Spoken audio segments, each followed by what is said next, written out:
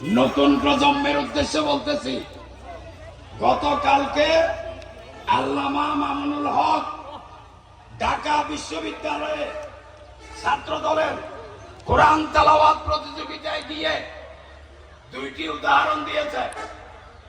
আওয়ামী লীগকে আবু জাহেলের সাথে তুলনা করেছে, বিএনপিকে হযরত আবু তালিবের সাথে তুলনা করেছে। দুইজনই কিন্তু রাসূলের চাচা। আবু জাহেল অভিশপ্ত, আর আবু তালিবের উপর রহমত বর্ষণ হবে। এটাকে নিয়ে একটি ধর্মের নামে একটি রাজনৈতিক দল ফেসবুক, সোশ্যাল মিডিয়ায় বিএনপিকে আবু তালেবের সাথে তুলনা করা হয়েছে বলে আবু তালেবকে নাউজুবিল্লাহ জাহান্নামী বলার চেষ্টা করতেছে, যার আমরা তীব্র নিন্দা জানাই। আমি আপনাদেরকে একটি কিতাবের উদাহরণ দিচ্ছি।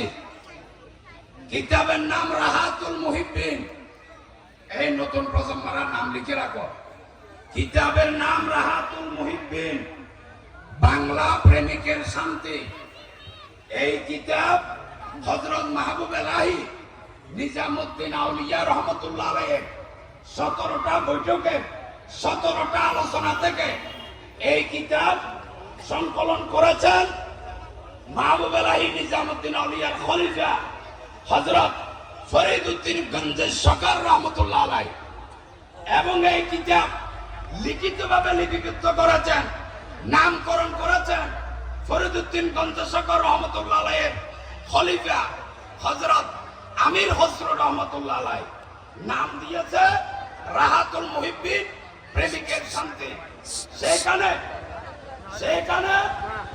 মাহবুব এলাহি নিজামুদ্দিন আউলিয়ার 17টি আলোচনা নিয়ে একটি কিতাব সংকলন করা হয়েছে। মাহবুব এলাহি নিজামুদ্দিন আউলিয়াকে আপনার ওনার অনুসারীরা কোয়েশ্চন করতেছে, হুজুর হযরত আবু তালিবের ব্যাপারে, উনি তো রাসূলুল্লাহর জামানায় কলমা পড়েন নাই, ওনার ব্যাপারে সিদ্ধান্ত কি? মাহবুব এলাহি নিজামুদ্দিন আউলিয়া জবাব দিচ্ছেন, আমি হযরত শকিক বলকির সাথে আমার কথা হয়েছে। শকিক বলকি খাজা খিজর আলাইহিস ইসলামের সাথে কথা হয়েছে। খাজা খিজর আলাইহিস ইসলাম আল্লাহ রাসূলের কাছে জিজ্ঞেস করেছে, ইয়া রাসূলুল্লাহ, আপনার চাচা আবু তালিব তো আপনার হাতে কলমা পড়ে নাই, ওনার ব্যাপারে সিদ্ধান্ত কি? তখন রাসূলুল্লাহ সাল্লাল্লাহু আলাইহি ওয়াসাল্লাম বলতেছেন, আমার চাচা আবু তালিব জান্নাতি। কিভাবে? আসরের আগে, কিয়ামতের আগে সিরিয়া দিয়ে আসমান থেকে সিঁড়ি পেয়ে হযরত ঈসা আলাইহিস সালাম আবার দুনিয়াতে আসবেন।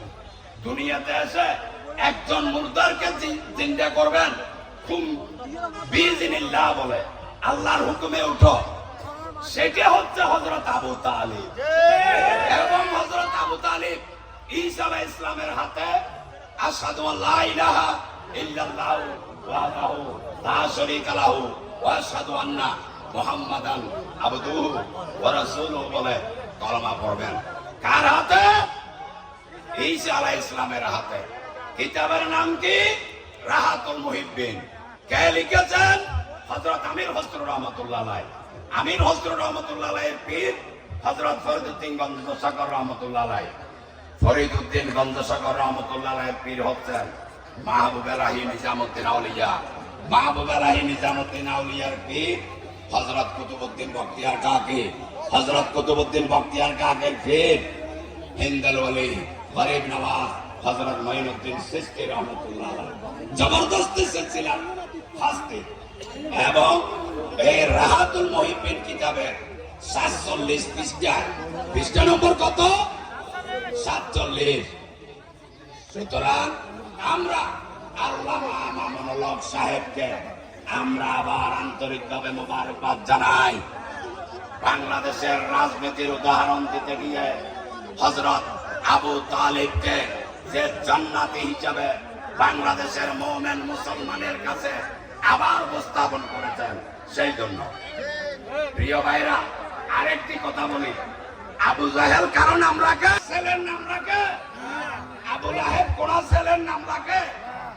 দুইজনই তো রাসূলের চাচা। আবু তালেব ঘরে ঘরে আছে। আবু তালেব রাদিয়াল্লাহু তাআলা যদি জাহান্নামে হইতো তাহলে মুসলমানের ছেলের নাম আবু তালেব রাখা হইতো না। মুসলমানের আরো অনেক লোক আছে, যেমন এজিদ। এজিদ কারো ছেলের নাম রাখে? কারণ সে অভিশপ্ত মুসলমান, সে জাহান্নামে। যাক আমরা